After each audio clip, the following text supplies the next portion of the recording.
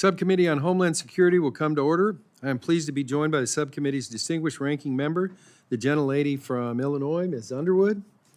Welcome, Acting Director Lyons. I thank you for being here.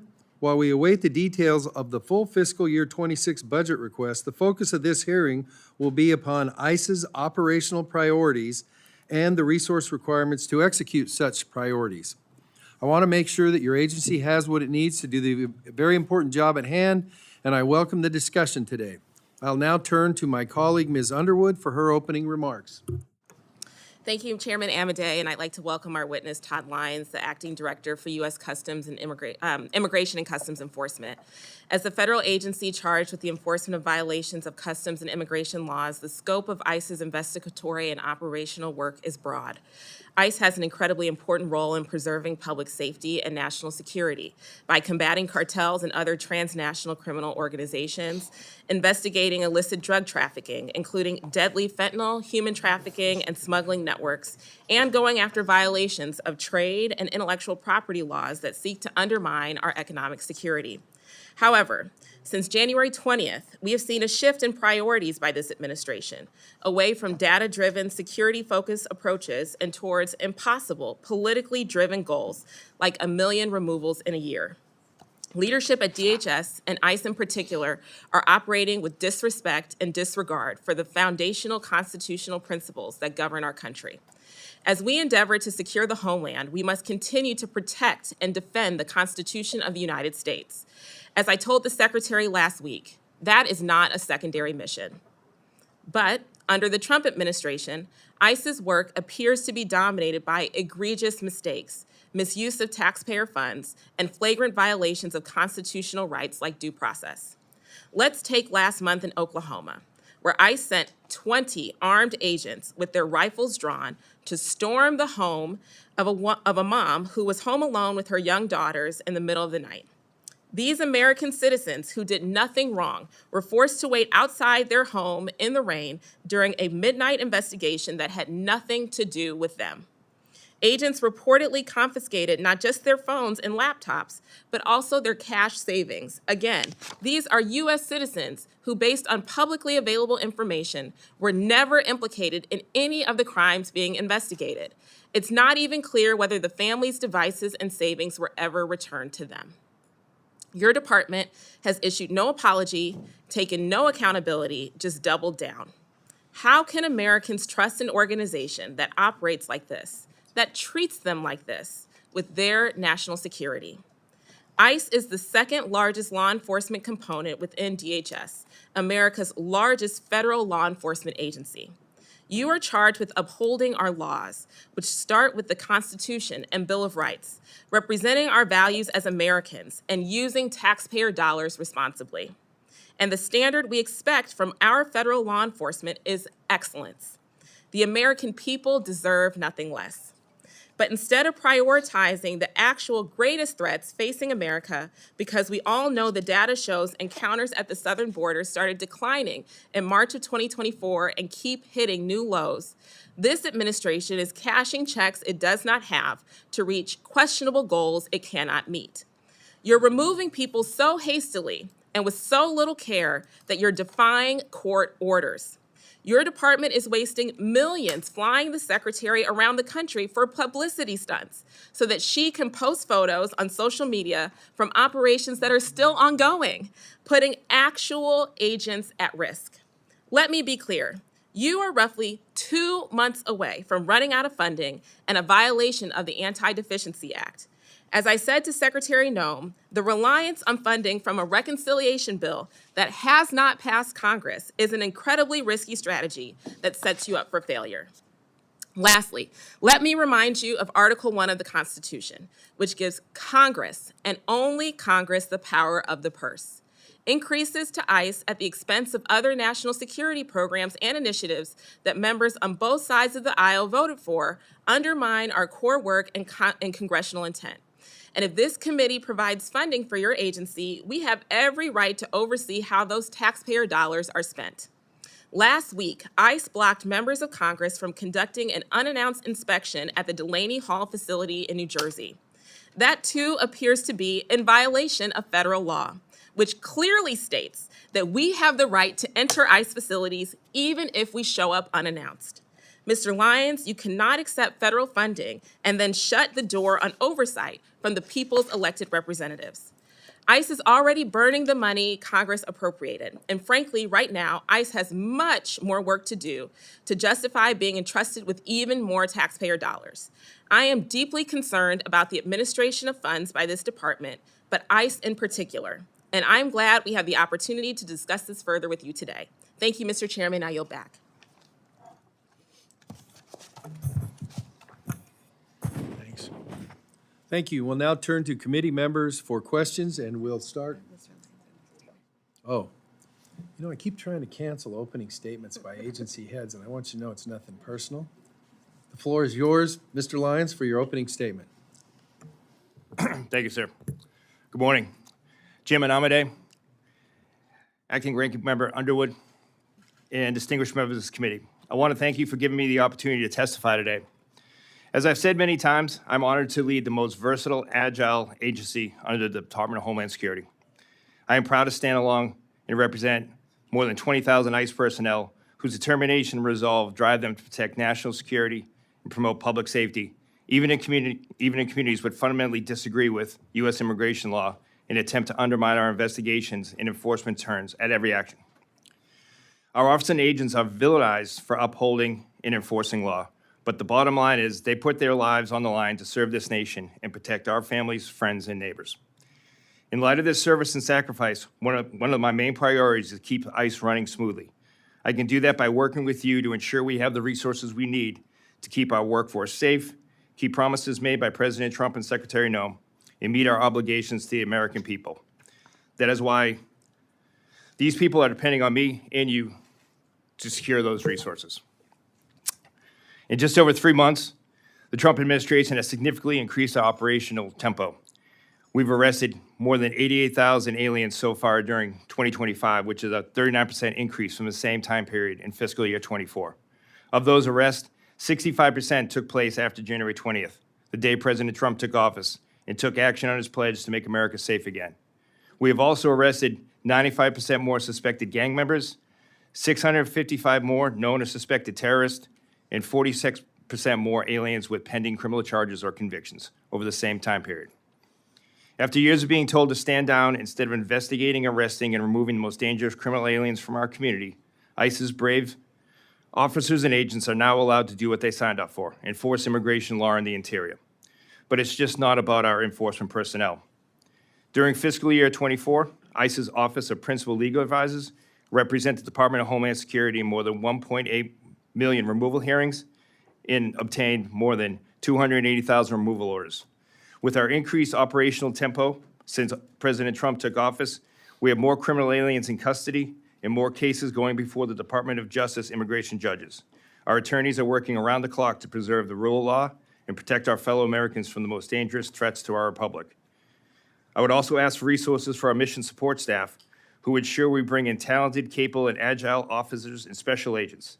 These dedicated professionals maintain our information technology structure, ensure our workforce has the support they need, and serve as stewards to all ICE resources. Our officers and agents arrest some of the most heinous criminals that are responsible for crimes against our community.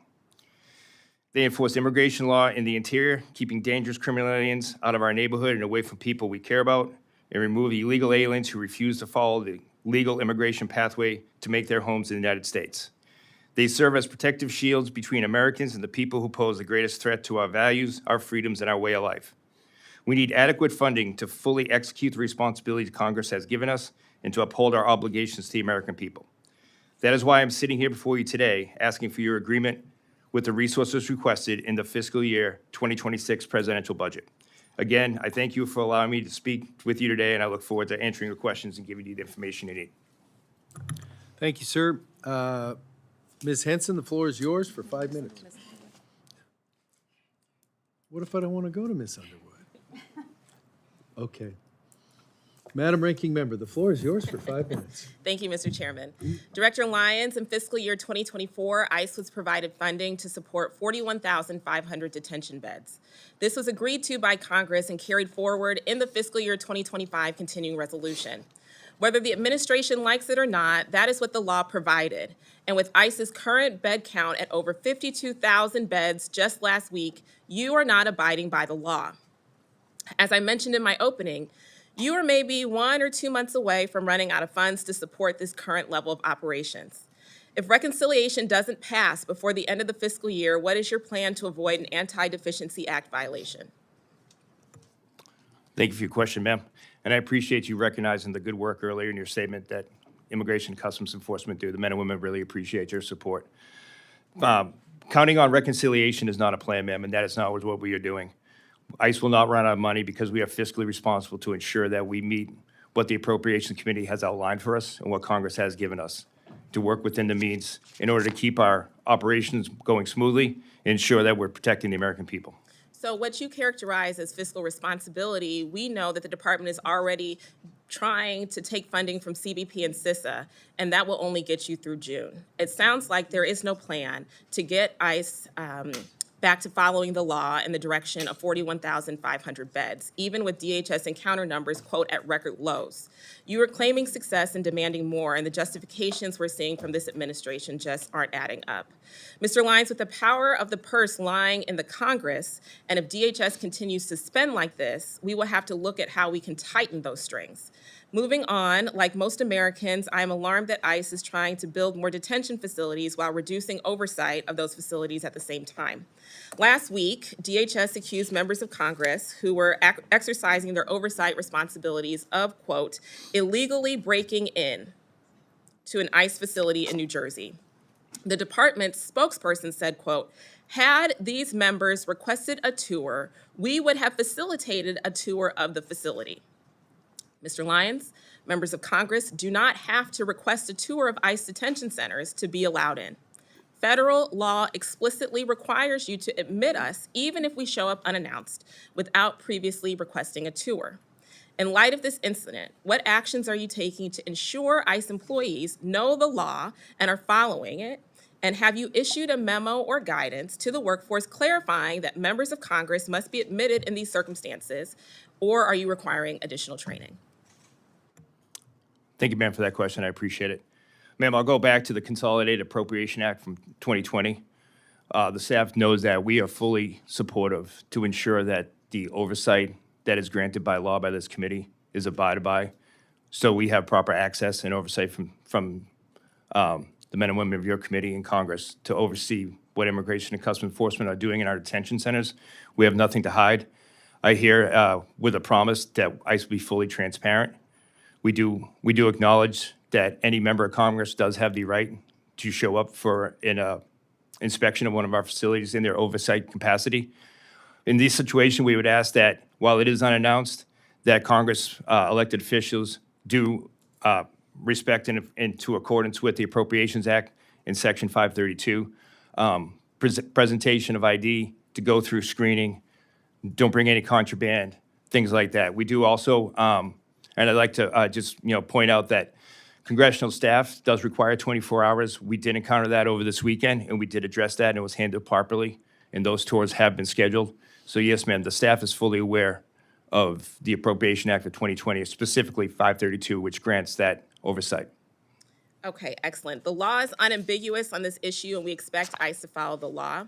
With my remaining time, I want to discuss the deaths in ICE custody. In just the last 4 months, we have seen at least 7 deaths. Since 2018, ICE has had a congressional requirement to make this information publicly available on its website, but there's a 90-day delay, and it seems to be missing at least 3 more recent deaths in custody that we've received notifications about. To date, what is the total number of deaths in ICE custody since January 20th, 2025? Thank you, ma'am, for that question. Our total death in custody right now is up to 9.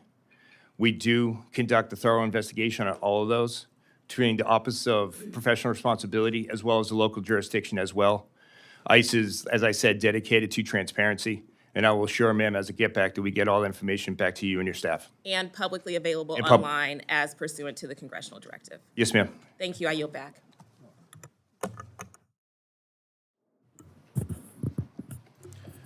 Does anybody have any objection if I go to Ms.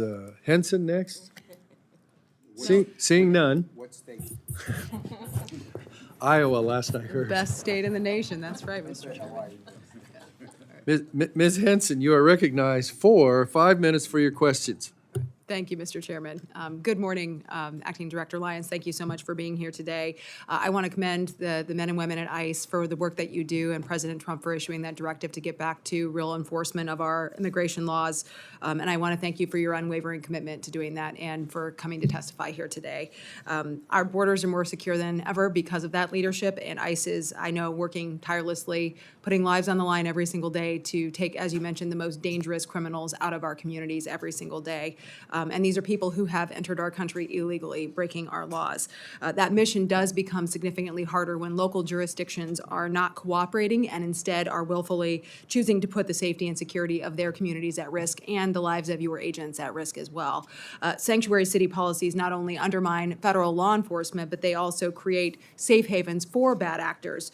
They obstruct access to critical data and information and disrupt efforts to dismantle the transnational criminal networks and the gangs that are exploiting our immigration system, endangering public safety, and continue to funnel illicit activity, drugs, fentanyl, and human trafficking into our communities.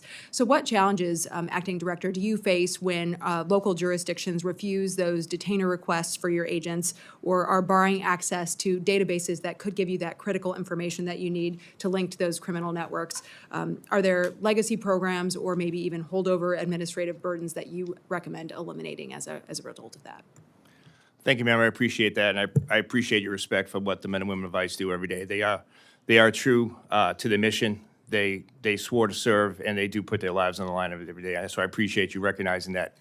One thing about sanctuary cities is sanctuary city policies, while they're there to protect the migrant community, also puts communities at risk as well. It allows violent criminal aliens to go back into a setting that they were already removed from by a law enforcement agency. A law enforcement agency already deemed that individual a public safety threat and arrested them and put them in custody. What ICE would look for is to keep not only the community safe, but the officers and agents of ICE safe, is to work with sanctuary cities to take those individuals into custody in a secure location, one that it's not outside in the community, one where it doesn't put officers at risk, one where it doesn't put the actual criminal alien at risk. One of the things I would say about the lack of information sharing is under the previous administration, there were many individuals that were released into the United States without proper vetting. Without having access to systems like driver's license databases, registry of motor vehicles, to have police reports to know what these bad actors did in the past, it really hampers our ability to track and find these individuals. One thing that ICE is dedicated to, especially with the Department of Homeland Security, is tracking illicit drugs and fentanyl. When these drug dealers are allowed to get back in our community and we can't find them because a sanctuary policy blocks our ability to have that information and track these individuals, it's not making the community any safer. Right. These individuals are out there dealing illicit drugs, and it's hampering our ability. Yeah, and I have no doubt that people have died because of those sanctuary city policies, and we need to do everything we can to protect American citizens. So again, thank you for that information, and please let us know if there are policies we need to be looking at changing to make sure that those folks are cooperating with you. I think Iowa is a good example of a state that I work with our local law enforcement, have those conversations, that good information sharing, and we want to make sure that's happening all over the country. I want to shift gears a little bit and highlight HSI's critical role in combating trade-based crimes. Many of those are driven by the Chinese Communist Party. Those include forced labor violations, IP theft, transshipment schemes that are really posing a direct threat to our American workers and our small businesses, devastating our American manufacturers and our supply chains here in the United States. What additional tools, personnel, or legal authorities does HSI need to more effectively, number one, investigate, but also to prosecute these trade-related violations that are, again, undermining our economy here in the United States? Well, thank you, ma'am, for that question, and thank you for recognizing what HSI does. Homeland Security Investigations is a key part to the Department of Homeland Security. It's instrumental to what ICE does for keeping this nation safe. While we have increased Title VIII civil immigration enforcement, we are extremely focused on threats outside our borders, especially from the People's Republic of China.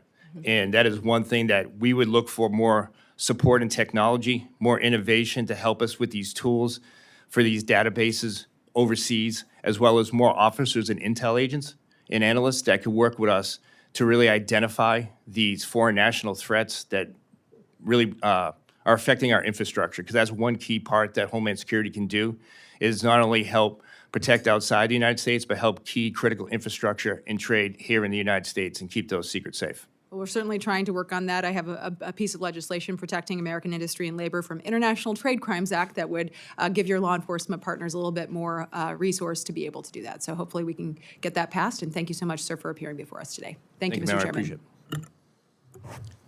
Pride of the Gulf Coast from the Lone Star State, Mr. Cuellar Thank you, Mr. is Chairman. recognized for 5 minutes for your questions. Thank you, Mr. Chairman, Ranking Member. Thank you so much. And thank you, Administrative Director, being here with us. I appreciate the work that the men and women do for ICE. I've been working with them since I first got started here. In fact, I started off with one of your agents, Al Peña, who I think became Deputy Director of ICE some years ago. Well, we're in Laredo. We started the BEST program. That is the Border Enforcement Security Task Force. Since then, we put it into language. We've expanded it. I think you got over 70. And it goes after the cartels for drugs, trade, et cetera, et cetera. How's that coming along, the BEST programs? Thank you, sir, for bringing it up, and I appreciate the work for former Deputy Director Peña. The BEST program is an excellent program that does protect our homeland, specifically through the work of what Homeland Security Investigation does, not only for the criminal cartels, but illicit activity and long-term investigations on the border. Recently, the President signed the executive order with the establishment of the Homeland Security Task Force. I think the committee will be happy with the results of what these task forces will do. It'll bring to bear all the federal resources of Department of Justice and Department of Homeland Security to focus on these transnational gangs, these ones that are bringing in fentanyl, these illicit drugs that are coming into our communities. Not only that, but they'll focus on these transnational cartel organizations, along with foreign terrorist organizations that do threaten our border, not only the southern border, but the northern border, as well as our maritime interdiction, which has increased greatly. Just last night, Homeland Security Investigations had their first indictment for support of terrorism material in San Diego, which is one of the actions that you'll see coming out of the Homeland Security Task Forces. Good. Well, I appreciate the good work that the program does.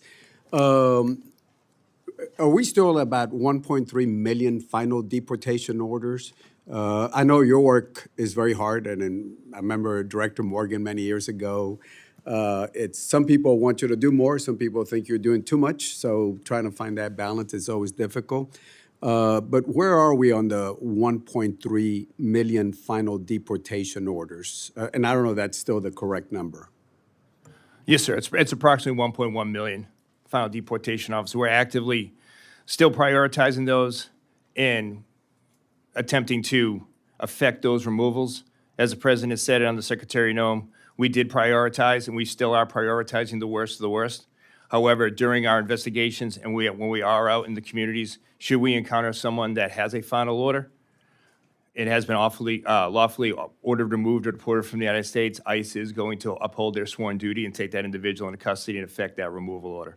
But to your question, sir, ICE is actively working on those final orders at this time. Good. Yeah, and I understand what happens if you run into somebody, you can't just close your eyes. But as long as you focus on criminals and final deportation orders, national security threats, that would be good. Let me go back to, it's actually Section 527, very familiar, because myself and some other folks, we added that language.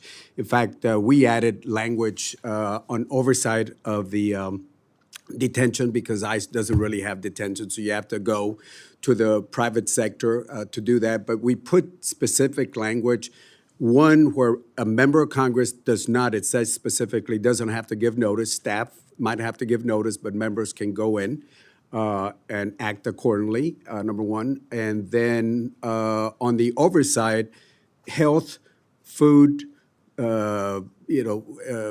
whatever needs to be provided to the folks that are being detained. We have very specific language to make sure that those private contractors are following that, and you all are following oversight that Congress has set up. Yes, sir. Yes, we are. And that's one of the things that I am proud of is ICE does have some of the highest detention standards.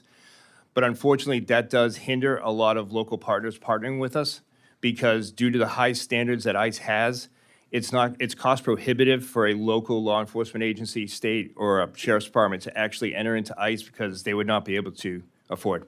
Okay. And just finally, years ago, we started the border coordinating processors for Border Patrol because we wanted Border Patrol to be out in the fields and not changing diapers, making sandwiches for migrants. Very important, but not for the agents.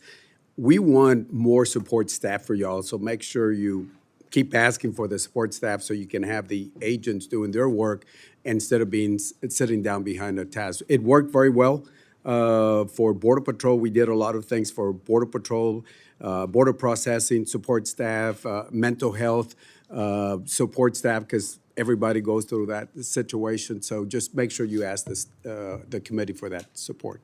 Yes, sir. Thank you. I appreciate you bringing that up. Thank you. Thank you so much.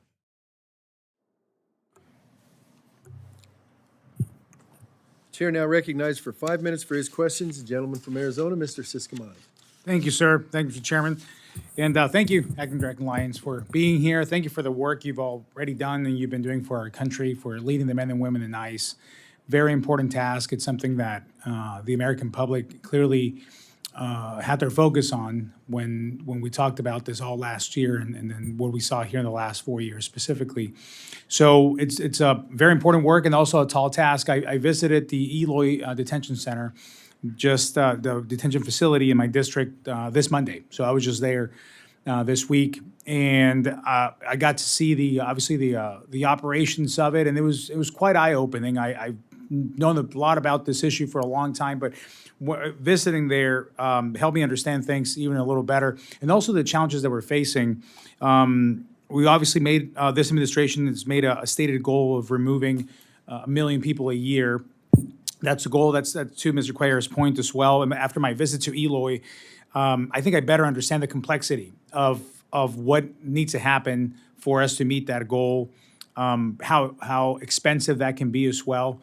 To be frank with you, it was very eye-opening to see what's happening now versus what was happening just a year ago. And not only disappointed in what was happening, but pretty shocked. And it's scary to see what was happening, the releases that were going on, the lack of cooperation with other countries to be able to deport people there, how we've shifted from just deporting to some of the neighboring countries to now having to fly them all across the world now. So the challenges are so different than any other administration has ever faced. So with that, can you speak to the resources that you're going to need to increase deportations to be able to reach that goal of 1 million a year? Thank you, sir. I appreciate that. I appreciate you going to visit the men and women down there. They appreciate your support and the opportunity to show you exactly the challenges they face.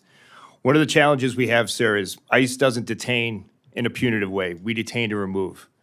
So one of the hindrances we have for us is the ability to actually, when people have gone through their due process and gone through the immigration proceedings, to effectively remove them in a safe and humane way. That would rely on more airplanes, more charter companies, things of that to effectively remove them so they don't have to be in custody that long.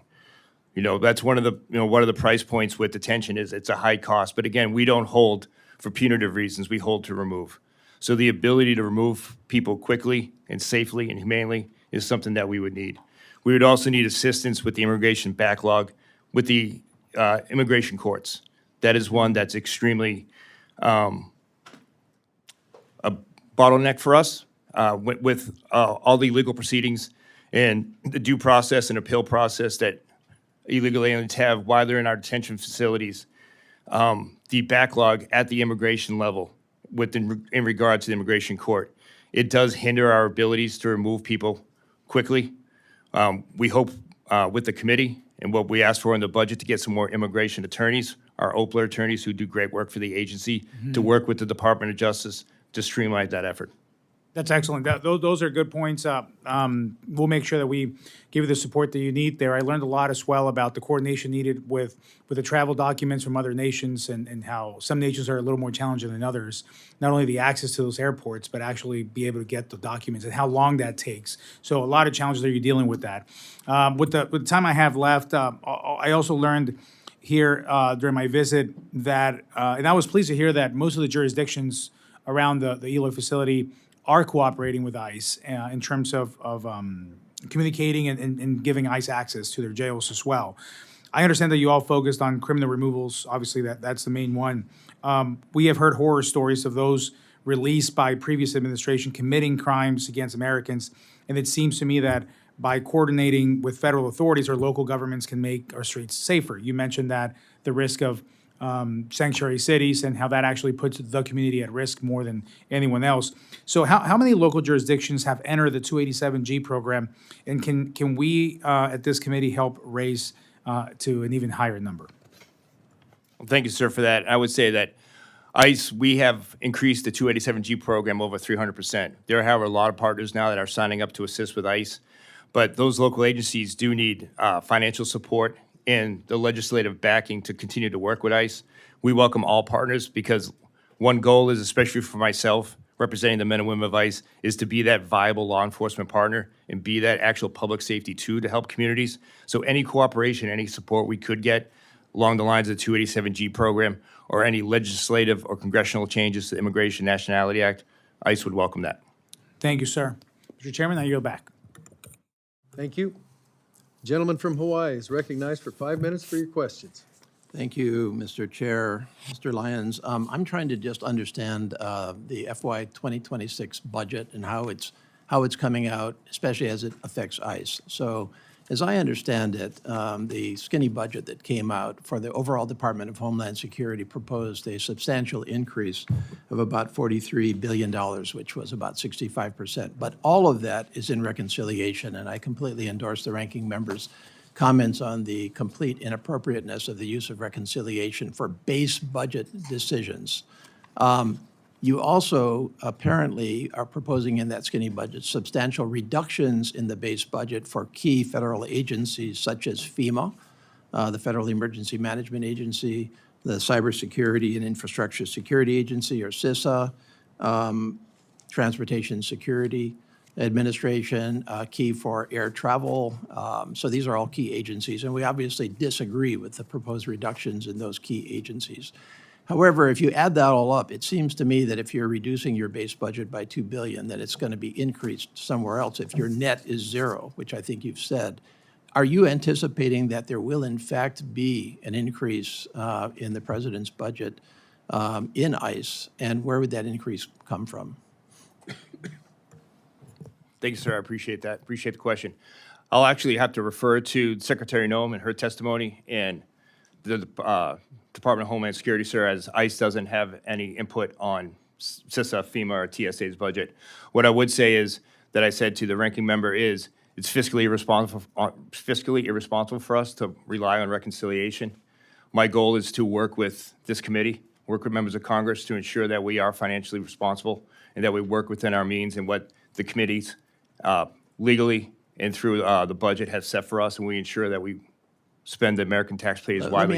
Let me ask you in a different way then. Yes, sir. Maybe you can answer this question. Where do you think the greatest financial stresses are in ICE, where you would, in an analysis of ICE, want to increase your base budget? Yes, sir. Obviously, the one big key piece of the ICE budget is detention space, sir. Detention space and our removal contracts. That is one of the key parts to our budget right now. That is a large piece.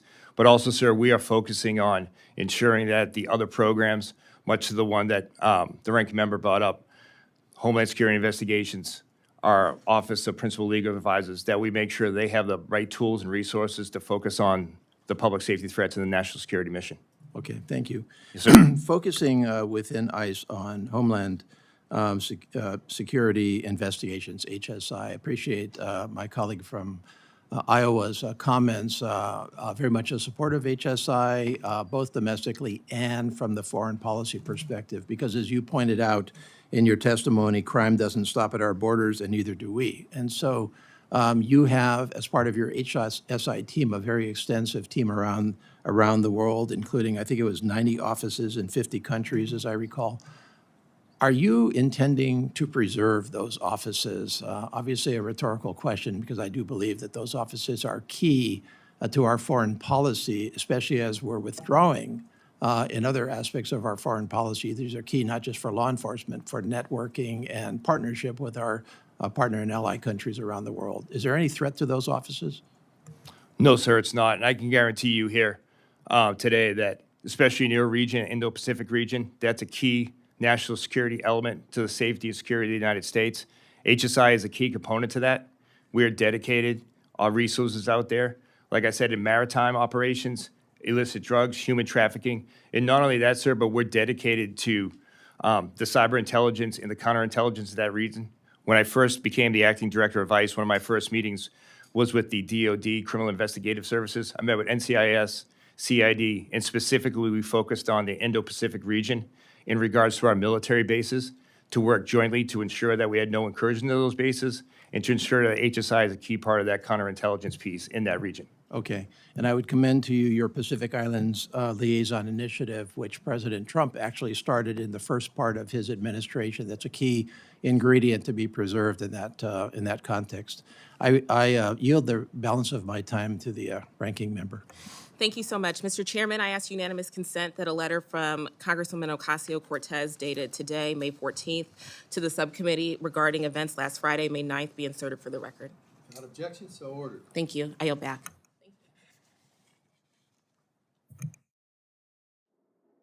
Does the gentleman yield back? Yes, I yield. Chair recognizes Mr. Gonzalez for 5 minutes for his questions. Thank you, Chairman. Thank you, Director. Y'all been doing a fantastic job getting back to law and order. I represent Fort Bliss, and Biggs Airfield has been at the epicenter of getting things back on track. I've visited there several times. These repatriation flights work. One of the issues, or one of the concerns that I have, is staffing. You know, when I visited a few weeks ago, I noticed that there was only a handful of civilian coordinators on the ground. You know, when you have 3 people kind of sharing a shift, that makes it difficult. Can you, my specific question is, what role does ICE have in ensuring that the bases that are actively assisting with repatriation flights, like Fort Bliss, are adequately staffed, especially with civilian personnel? Thank you, sir. I appreciate that, and I thank you for the question. One of the things recently under Secretary Zome's leadership in this administration is the whole of government approach we've taken to addressing our current needs within ICE. DOD has been an excellent partner, specifically, sir, Fort Bliss, Biggs Airfield is a key part to that. Through our contracting and budgeting, we want to ensure that we actually have men and women, officers and agents who carry a gun and badge out protecting the homeland, doing the job that they swore for. It's going to be key for us to recruit and maintain and really hire these key civilian contractors to help us achieve that mission. By having those contractors working at the facilities, as far as medical care, housing, food, processing, that'll ensure that, as I said earlier in my comments, that we are moving swiftly, because since I said ICE, we do not detain for punitive, we detain and remove, to move that process quickly, and as well as get the men and women who are sworn law enforcement back on the street. Excellent. Thank you for that. Can you speak, how many ICE flights have we performed out of Fort Bliss? Do we know how many illegal aliens that we've successfully removed? Details matter. Yes, sir, and I'll take that as a get back and get that exactly for your office. But ICE Daily is doing flights every day. Just yesterday, we had over 55 missions going international all over the country. And that is one of the things that I'm dedicated to, is ensuring that we do not have a bottleneck in our detention, that we are not clogging up detention space, and those that have actual final orders removal or detention, deportation orders, that we are swiftly and humanely returning those individuals back to their country. Excellent. I look forward to continuing to collaborate on this. I want to make sure that ICE and ERO, that you all have all the resources you need, you have all the personnel, you have all the policy you need to go out and perform your mission. And I appreciate you working alongside DoD. I think this has been very successful. Once again, highlighting the fact that Fort Bliss has been the epicenter. It's working. It's working in a very positive manner. My next question is on task forces. Task forces work, especially HSI-led task forces. ICE is certainly a big part of that as well. Can you just speak to the importance of it? You know, as we're working through the budget process, we're trying to figure out what works, what doesn't work. What is your thoughts on task forces? Sir, my thoughts, 100% task forces are the key to securing the homeland. You know, under the executive order with the establishment of the Homeland Security Task Forces, there'll be Homeland Security Task Forces in every state addressing those issues at the border in north and south, as well as our maritime operations, but really hammering down on those public safety threats that are in those communities, specific to states and regions. And I think the key is having the whole of government come together between Department of Justice, all of the entities within DHS, bringing all those law enforcement entities together in the intelligence network that has will help us cripple or, you know, eradicate these transnational gangs, these transnational terrorist organizations that are actually operating within the border and on the border. I think task forces are the key to that. And my last comment is, you know, we had the Secretary Noem testify before us last week, and she highlighted there's over 600,000 confirmed convicted criminal aliens loose in our country, and that's a huge number. And it's going to take everyone coming together to make sure that gets taken care of. Once again, convicted in a court of law, criminal illegal aliens, and ICE is going to be key to that. Thank you for your testimony, and Chairman, I yield back. Thank you, sir. The gentlelady from Texas, Ms. Escobar, is recognized. Thank you, Mr. Chairman and Ranking Member. Director Lyons, thank you so much for being here. Appreciate your service to our country. I represent the border community and the people of El Paso and the people of Fort Bliss, and no one values border security more than those of us who live there and folks like me who've raised our families there. And while I appreciate the important role federal agencies like ICE play, especially when it comes to fighting transnational criminal organizations, cartels, fighting illegal drug trafficking, what we've seen under the Trump administration should send chills down the spine of every American. The fact is that the administration is not focusing on the worst of the worst as it claims. According to public reporting, the focus has largely been on immigrants who are here both legally and those who are here illegally, but who mostly pose absolutely no threat to the public. Students with green cards and visas being snatched by masked men from the streets and disappeared to detention facilities far from their homes. People with legal status with no criminal history, no criminal record, being targeted for enforcement activities. Members of Congress being denied entry for oversight purposes, despite having the legislative authority to do so, and more. This is the kind of disturbing pattern we see in authoritarian police states, not in a democratic republic. Most Americans may not know that ICE is a relatively small agency and that the vast majority of federal funding doesn't go for federal operations per se, it goes to private prisons and their CEOs. We've also seen certain members of Congress benefit from the stock trading associated with the growth and expansion of some of these corporations. Detention facilities should adhere to the strictest of standards. Local jails have to. But the track record for some of these private operations is abysmal. And I'd characterize what happens inside of them as tantamount to human rights abuses. We've seen overcrowding at these facilities, medical negligence leading to a number of deaths, including that of a 27-day-old baby. We've seen children in these facilities whose weight loss has been so severe it's life-threatening, lack of access to toilets and water, inadequate nutrition, and more. In fact, per your testimony this morning, there have been 9 deaths so far in the last few months alone. At the same time, we've seen the costs per bed per day for these facilities increase. The increase in cost to taxpayers obviously hasn't translated into an increase in humane conditions. but I bet it has meant an increase in profits for these private companies. That's what American tax dollars have been funding.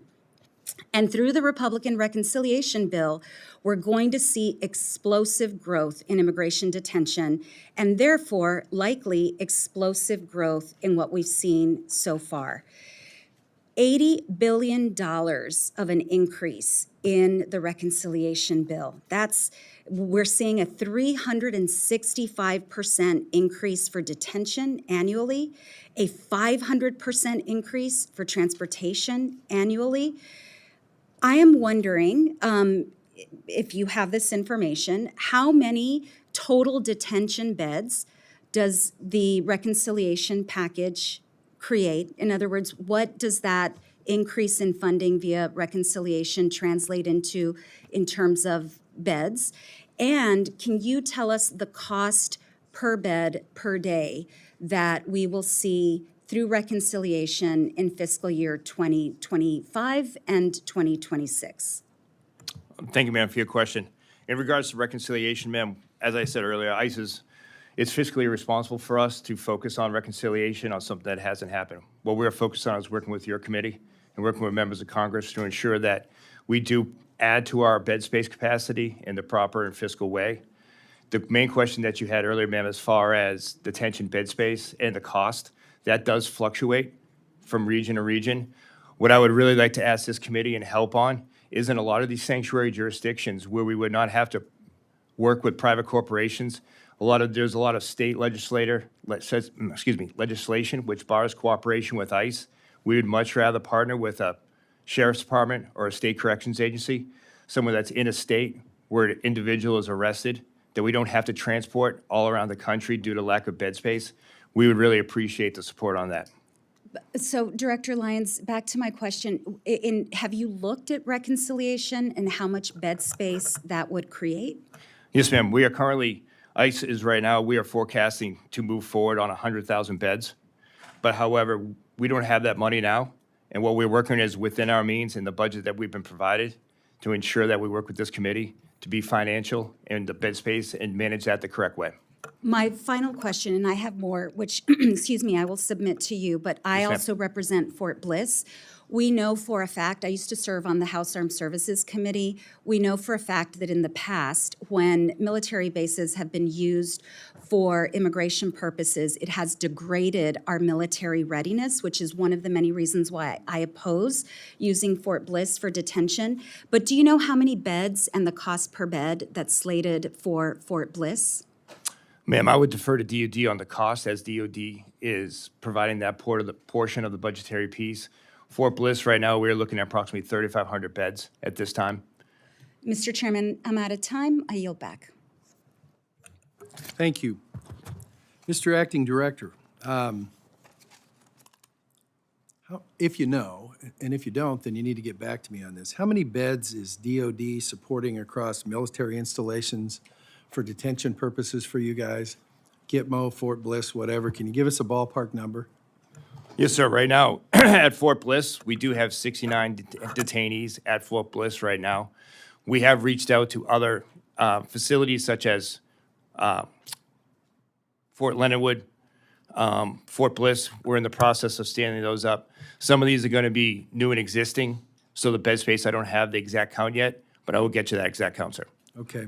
Do you know, is DOD going to bill ICE for that? Is that going to be, how are the books going to be trued up between DOD and ICE for space in military facilities that are going to be used for detention activities? Sir, ICE is providing the contracting vehicle, but the funding for that will come out of DOD budget, sir. So I'd have to refer you to DOD on that, sir. Okay, so you don't expect to get a bill from DOD for their facilities for detention? No, sir. How about military airlift? Do you expect to get a bill from DOD for that, or are they going to absorb that in their budget? No, sir. I'll refer you to DOD on that one, sir, for the proper answer. But no, sir, I do not expect a bill from DOD. Okay. How many additional beds do you anticipate bringing online with the transferred funding of the $312.5 million that is the request that you put in for reprogramming? We're looking to come online, sir, up to 60,000 beds at this time. And that is through, what's the time frame for those coming online? through the beginning of fourth quarter this year, sir. Okay. Will you still have a shortfall after this potential transferred funding? Do you know? Sir, I can promise the committee and I guarantee that we're going to financially work within our means to ensure that we do not have a shortfall, sir.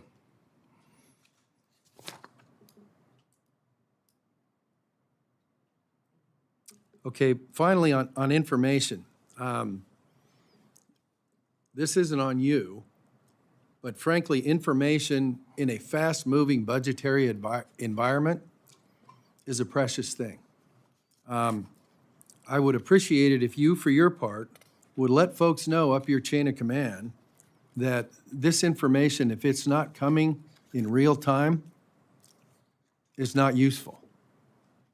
And so I'll leave it at that for purposes of our discussion. And I want to thank you for your service. I know it's not an easy time to do that. And obviously, speaking only for myself, I support your goal. But we also, at the same time,